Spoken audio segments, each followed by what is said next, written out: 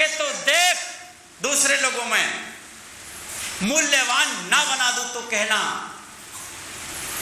ऐसे ही ये वही माता पिता हैं, अगर तुम सावन के महीने में कांवर मत भरो, आवश्यकता नहीं जाने की। और यहां तक है कि माता पिता के होते हमें तीर्थ व्रत करने की आवश्यकता नहीं है। 64 तीर्थ माता पिता के श्री चरणों में निवास करते हैं। दूसरा धर्म कहता है कि मां के चरणों में जन्नत है, इस्लाम कहता है इस्लाम। देखो ये बात कहीं तक बिल्कुल सही है। और माता पिता केवल 2 ही ऐसे प्रमाण हैं जिन्होंने इच्छा मृत्यु वरदान दिया। राजा शांतनु ने अपने बेटे भीष्म पितामह को और अजय बनाने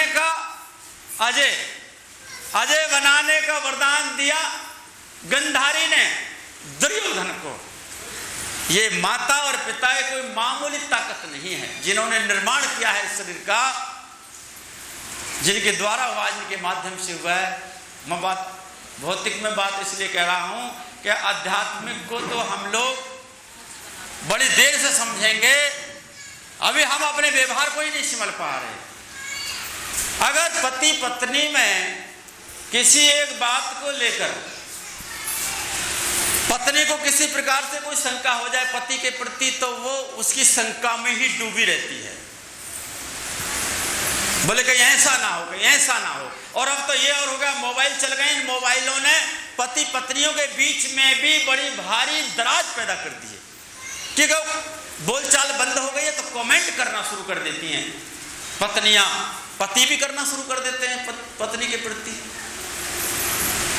अरे भाई, अगर कमेंट भी करते हो तो अपने भूल के लिए करो, बोले हमसे भूल हुई, बात खत्म करो, ऐसे करो ना। लेकिन तुम लोग क्या कर रहे हैं? मुझे आज ही मिली कुछ खबर, समाज में से आती है आवाज, पति कहीं पत्नी कहीं। अगर हम लोगों की विचारधारा में कहना मानेगी, फिर तुम्हारा कहना मानने वाली नहीं है। जब तक पति की संतान आपस की नाराजगी में पैदा हुई है, उनकी संतान उनका कहना नहीं मान रही होगी, अनुभव करके देख लेना। याद राम भगत जी हमारे यहीं के कहने लगे, महाराज जी हमारे बच्चे हमारा कहना नहीं मानते। पूज्य स्वामी केवलानंद जी के शिष्य हैं हमारे यहीं के। हमने कहा भाई ऐसा है, जिस समय तुम्हारे संतान पैदा हुई उस समय तुम अपने मन का ही काम करते थे, किसी की सुनते नहीं थे। और बोले हाँ ये बात तो है। कहने का मतलब है कि माता निर्माता भवती, माता निर्माण करती है समाज की। अभी भाई कुंवरपाल जी कह रहे थे कि तुम्हारी बारी है, सब कुछ तुम्हारे ऊपर टिका है। आज जैसे आचरण तुम करोगी, गर्भाधान संस्कार से लेके और जात कर्म संस्कार तक, आपके आचरण आपके बच्चे के अंदर आएंगे। कहीं ना कहीं हमारे ही संस्कार उनके अंदर आते हैं। इसलिए माताओं को चाहिए कि वो जो हमारी बेटियां हैं, जो आज जो माता बनने वाली हैं, उनको विशेष ये चाहिए कि नम्रता उनके अंदर हो, शिष्टाचार हो। अगर परिवार में किसी के विचार नहीं भी मिल रहे हैं तो अपने को मेंटेन करें, मधुर, अपने अंदर मधुरता लेके आए, मीठी बोले, शिष्टाचार रखे, सम्मान करे, तो उस बच्चे के अंदर वही संस्कार आए।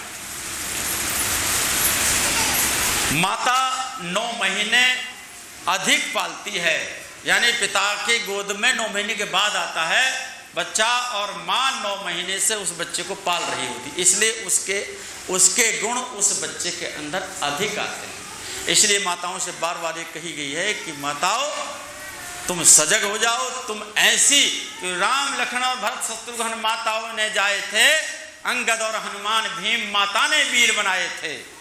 समय समय पर इन देवियों ने